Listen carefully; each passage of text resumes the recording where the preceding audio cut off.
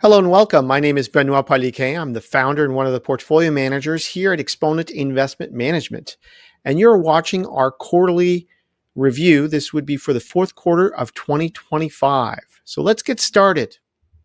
So if we go to our usual performance summary, you can always hit your pause button on your video player to go through the numbers quickly.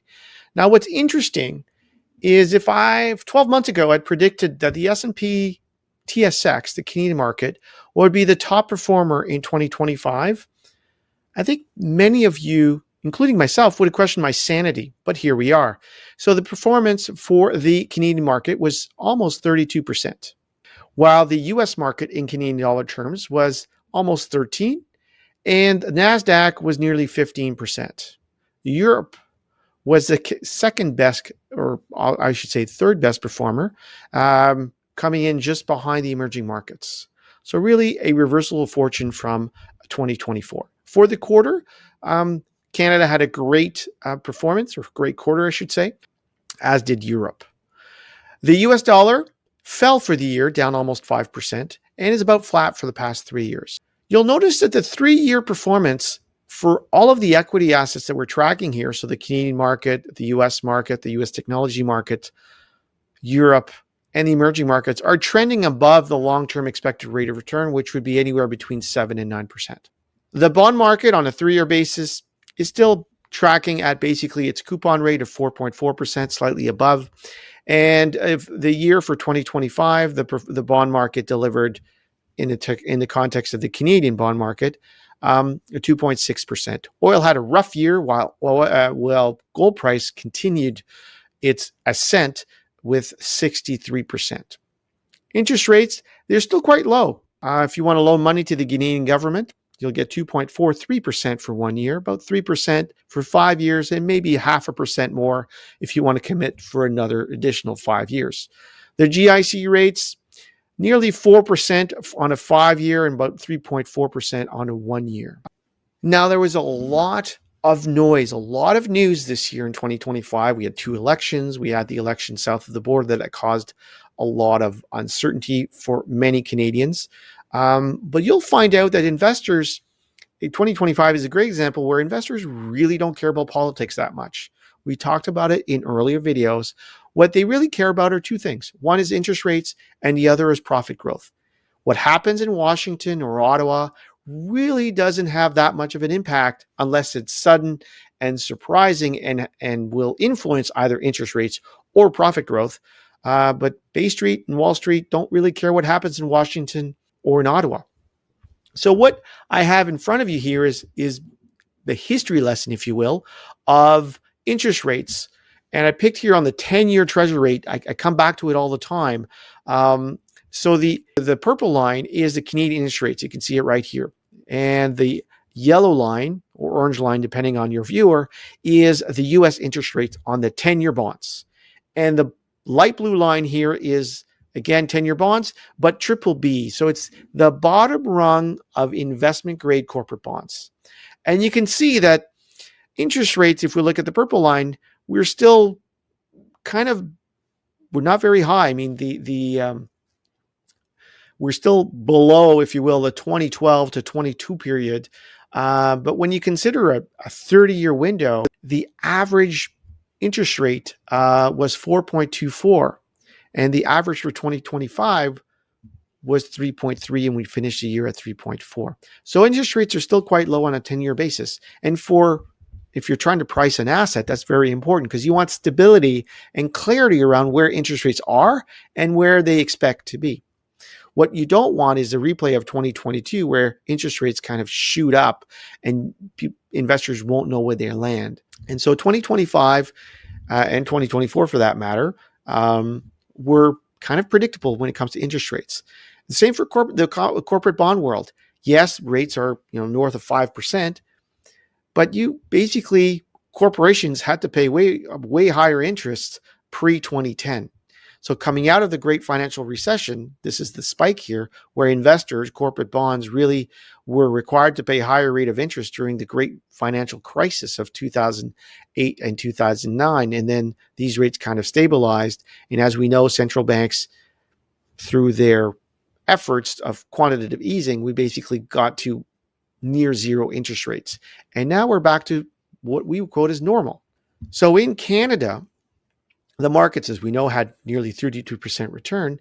And we want to know why. Our market's expensive. So you can see that the Canadian market really had three pockets. So actually, let's start to talk about the Canadian market. So you can see here that the S&P TSX, basically half the constituents or half the weight of every dollar invested is made up of these 10 names. So you've got banks, you've got Canada's tech darling and Shopify, and a few financials in Brookfield, and then mining stocks, and one energy or pipeline, if you will. And so that is the extent of the Canadian market. So that means that because and the weights are quite expensive too. Like Royal Bank is nearly 9%, Shopify is nearly 8%. So the weights are quite heavy in certain sectors and in specific names. So that means that the Canadian market, if the names are hitting on all cylinders like they did in 2025, you can have really, really stellar returns, which we did. When you stop and think about it, the gold price is an all-time high, so the gold stocks obviously shot up. And interest rates, we talked about it a little earlier, were stable to down. And so basically the banks did very well as well. So their profits came in.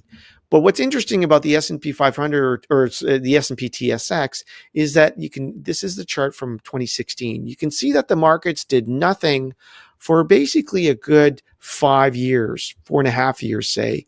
So they traded in what we call a box. I've referred to that reality context if you feel a little bit. So basically from the middle of 2016, the S&P TSX traded anywhere between 14,000 and peaked out at 17,000, gave it all back during COVID, and just didn't break through, let's call it 17,500, until 5.5 years later, 5 years and a bit, I should say.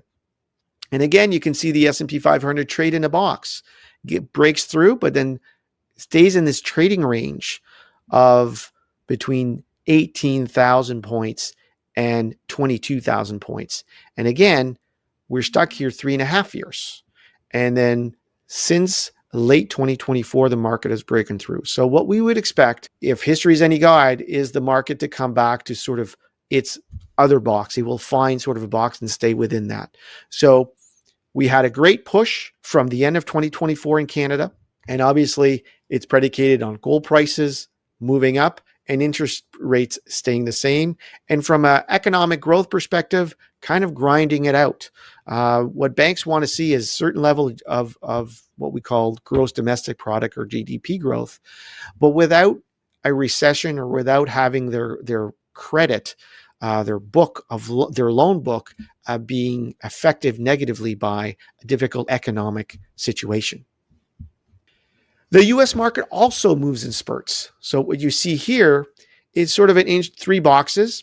Since 2016, there were three distinct periods that kind of where the market moves sideways with churn and no real clear uptrend. The U.S. market tends to kind of churn, and then unlike the Canadian market, has a period, all that fairly short, where it shoots up and then obviously shot all the way up. So the move from the bottom of the previous bottom, let's call it the COVID bottom, to the top of the range is nearly 2 years. However, from the bottom of the box to the top of the next box, you're typically looking at 3 years. And so it's a fairly consistent pattern. And so that's why when we take on new clients, we take our time to deploy capital, and we want to sort of take advantage of this volatility. But it can be very frustrating. And what's interesting is typically there's a new set of leaders every time the market shoots up. However, the leaders of the period of 2016 to 2020 are the same leaders of 2023 to today, which is tech. Now, tech led the first upward move, and then the emergence of AI in November of 23. That's when ChatGPT 1.0 came out. You can really see the move upward for technology names and the markets. And we know that tech basically represents almost 42% of the US market in the S&P 500. So tech led in the first upward move, and then the emergence of AI benefited the same group of companies. Obviously with new leaders, a couple of new leaders, But by and large, it was the same group.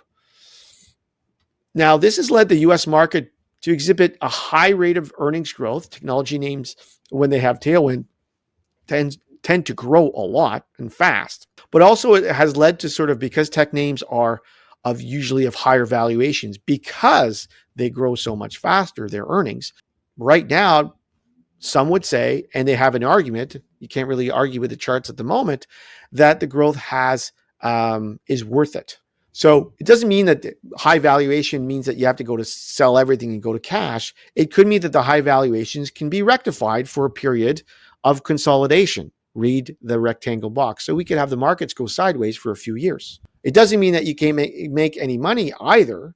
But if you remember, Microsoft from 2002 to 2013, basically 11 years, had a flat performance after having a very significant outperformance throughout the late 90s. So are markets expensive in the US? Yes, they are. Are they expensive in Canada? Yes, they are. But it doesn't mean that we can't find opportunities.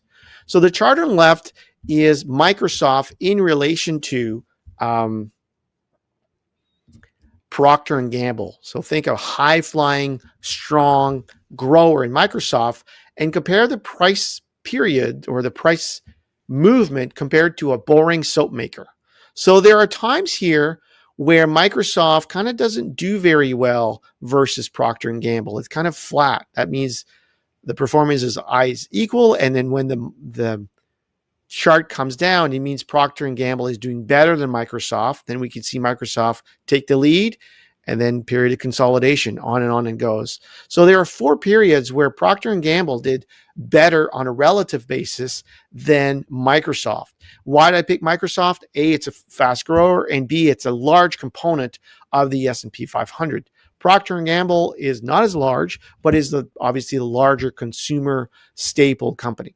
So there's a reason or a method to this. In other words, are there times when, rather than going cash or having to sell Microsoft, you can add to a slower grower company like Procter & Gamble? And the answer is yes, there is.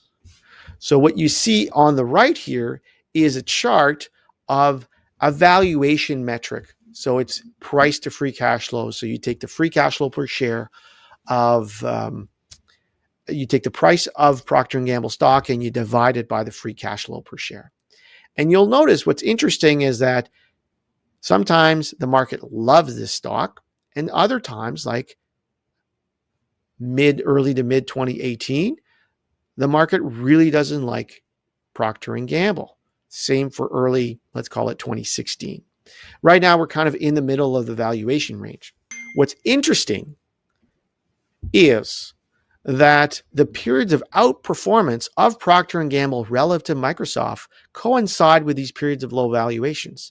So while the market overall, which is dominated at the moment by technology names, is expensive and might be warranted, we're starting to see pockets of value in things like Procter & Gamble, which have come off substantially from their highs.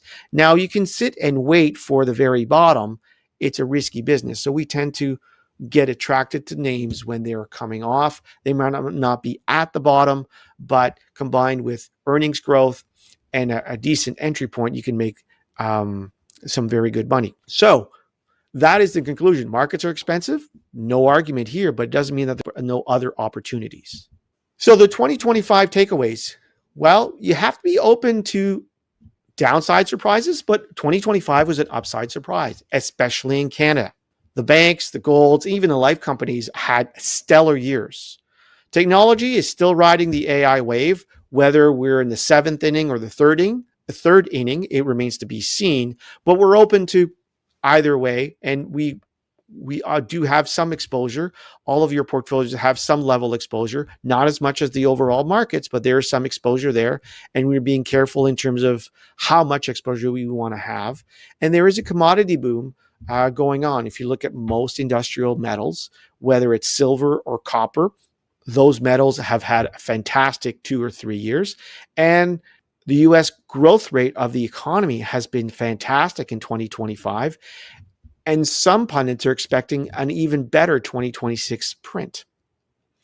Now, looking forward in 2026, what are we looking at? Well, we're not big on making predictions, but let's agree that what we do know is that there's a regionalization of economies, and there are going to be some winners and losers from that theme of regionalization. The valuations in certain sectors, like I illustrated earlier in this video, are very present. And we're also respecting low probability, high impact events. And they could be a spike in interest rates or a currency devaluation. It could be upside, low probability, high impact events as well. Thank you very much. I'm Benoit Poliquin. Thank you very much for watching our fourth quarter 2025 review. If you have any questions or comments, feel free to drop us a line at the email on your screen. Thank you for watching.